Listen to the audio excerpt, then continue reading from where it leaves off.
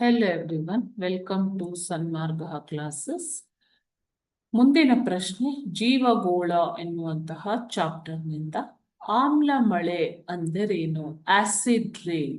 ಆಮ್ಲ ಮಳೆ ಅಂತಂದ್ರೆ ಏನು ನೀವು ಕೇಳಿರ್ತೀರ, ಆಸಿಡ್ ರೈನ್ ಅಲ್ವಾ? ಆಮ್ಲ ಮಳೆ ಎಂದರೇನು ಅಂತ ಕೇಳ್ತಾ ಇದ್ದಾರೆ. ಮಳೆಯ ನೀರಿನಲ್ಲಿ ಸಲ್ಫ್ಯೂರಿಕ್ ಆಮ್ಲ, ಸಲ್ಫ್ಯೂರಿಕ್ ಆಸಿಡ್ ಮತ್ತು ಇಂಗಾಲದ ಮೊನಾಕ್ಸೈಡ್ ಮೊದಲಾದ ಆಮ್ಲಗಳು ಹೆಚ್ಚಾಗಿ ಕಂಡುಬರುವುದನ್ನ ನಾವು ಆಮ್ಲ ಮಳೆ ಅಂತ ಕರಿತೀವಿ. ಓಕೆ, ಈ ರೀತಿಯ ಮಳೆಯು ಅತ್ಯಂತ ವಿಷಕಾರಿಯಾಗಿದೆ, ಪಾಯ್ಸನಸ್. ಈ ರೀತಿಯ ಆಮ್ಲ ಮಳೆಯು ಅತ್ಯಂತ ವಿಷಕಾರಿ.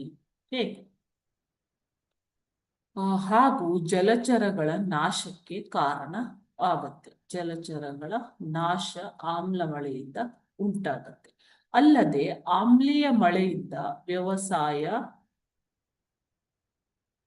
ವ್ಯವಸಾಯದ ಬೆಳೆಗಳು, ಕಟ್ಟಡಗಳು,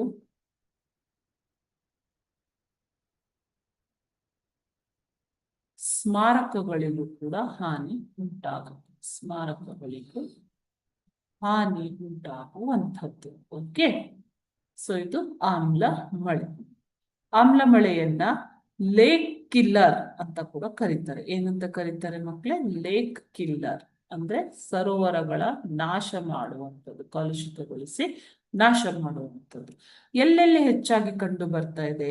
ಯುರೋಪ್ ಖಂಡದ ಪೋಲ್ಯಾಂಡ್, ಝೆಕ್ ಗಣರಾಜ್ಯ ಮತ್ತು ಆಗ್ನೇಯ ಜರ್ಮನಿಗಳಲ್ಲಿ ಪ್ರಪಂಚದಲ್ಲಿ ಅತಿ ಹೆಚ್ಚು ಆಮ್ಲ ಮಳೆಗಳು ಕಂಡು ಬರುವಂಥದ್ದು. Okay, thank you.